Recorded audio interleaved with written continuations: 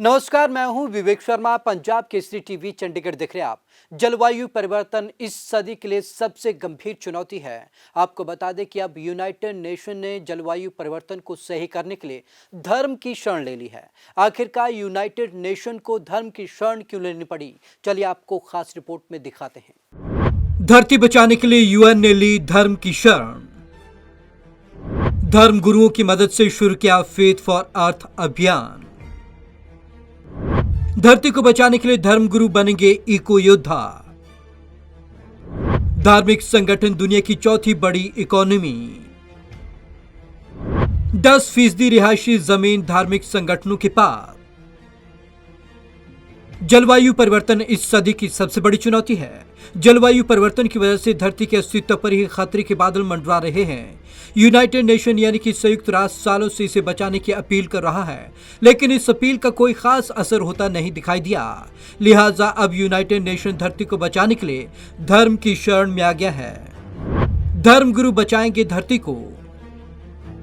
UN environment programme यानी कि UNEP के तहत फेथ फॉर अर्थ अभियान शुरू किया गया है। इसका मकसद दुनिया भर में धार्मिक संगठन, धर्म गुरुओं और आध्यात्मिक नेताओं की मदद से 2030 तक धरती के 30% हिस्से को प्राकृतिक परिस्थिति में बदलने का लक्ष्य है। धर्म ही बना सकता है पर्यावरण योद्धा। इस कार्यक्रम के निदेशक डॉक्टर इयाद अबू मोगली कहते हैं कि जलवायु परिवर्तन मानव समाज के लिए सबसे बड़ा खतरा है। इसके बावजूद अभी तक दुनिया की ज्यादातर आबादी पर्यावरण के प्रति संवेदनशील नहीं हो पाई है। जलवायु परिवर्तन रोकने के तमाम प्रयासों के निष्कर्ष से हम इस नतीजे पर पहुंचे हैं कि सिर्फ धर्म में ही वह शक्ति है जो दुनिया को, बड़ी आबादी को पर्यावरण योद्धा बना सकता है। आस्था ही पैदा कर सकती है धरती बचाने का जुनून। डॉक्टर इयाद ये भी कहते हैं कि विज्ञान आंकड़े तो दे सकता है, मगर आस्था ही धरती बचाने का जुनून पैदा कर सकती है। डॉक्टर इयाद का मानना है कि विज्ञान और धार्मिक आस्था ही ठीक वैसा संबंध है जैसा ज्ञान और क्रियान्वयन में है। एक के बिना दूसरा अधूरा है। यही फेथ फॉर अर्थ अभियान शुरू करने के पीछे मूल विचार है। यह मूल विचार कैसे आया, इस पर डॉक्टर इयाद बताते हैं कि 2017 में यूएन की बैठक में 193 देशों में आने वाले दशक के लिए 3 लक्ष्य तय किए। पहला गरीबी हटाना, दूसरा सबको शिक्षा देना और तीसरा पर्यावरण बचाना। इस मंथन में ये बात निकली कि पर्यावरण बचाने में दुनिया भर के धार्मिक संगठनों का जितना योगदान मिलना चाहिए उतना नहीं मिल रहा। इन संगठनों की ताकत का अंदाजा ऐसे लगाया जा सकता है कि दुनिया के 80% लोग धार्मिक नैतिकता का पालन करते हैं। चौथी सबसे बड़ी इकोनॉमी होगी धार्मिक संगठनों की संपत्ति।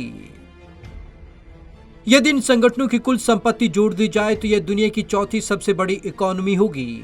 दुनिया की 10% रिहायशी जमीन इन संगठनों के पास है। 60% स्कूल और 50% अस्पताल धार्मिक संगठनों से जुड़े हैं। इस ताकत को मानव कल्याण के लिए मुख्य धारा में लाने की मंशा ने फेथ फॉर अर्थ अभियान को जन्म दिया है। इस साल जिनेवा की धर्म संसद में इको योद्धा भी पहुंचेंगे। इस मुहिम से पोप फ्रांसिस, शिया इस्माइली मुस्लिमों के इमाम इको योद्धा बन चुके हैं। भारत में इस मुहिम के हेड अतुल बगई ने टिकाऊ भविष्य के लिए सदगुरु श्री श्री रविशंकर, शिवानी दीदी और राधानाथ स्वामी जैसे धर्म गुरुओं के साथ बातचीत शुरू कर दी है। डॉक्टर इयाद कहते हैं कि इसी साल विश्व में धर्म गुरुओं की संसद जिनेवा में आयोजित होगी। इसमें धार्मिक इको योद्धा भी आएंगे। विज्ञान और धार्मिक आध्यात्मिक नैतिकता को जोड़कर इस अभियान को विस्तार देंगे। Bureau report, Punjab Kesari TV Chandigarh. तो इस साल जिनेवा में धर्म संसद होने वाली है और यहां पर इको योद्धा पहुंचेंगे। आपको कहना ये लाजमी होगा कि इस धर्म संसद में भारत भी एक अहम भूमिका निभा सकता है और तमाम देशों को इसमें शिरकत करना लाजमी होगा। अगर पर्यावरण बचेगा तभी तो इंसानी जीवन बच पाएगा। तो आज की खास रिपोर्ट में बस इतना ही। विवेक शर्मा को दीजिए इजाजत। नमस्कार।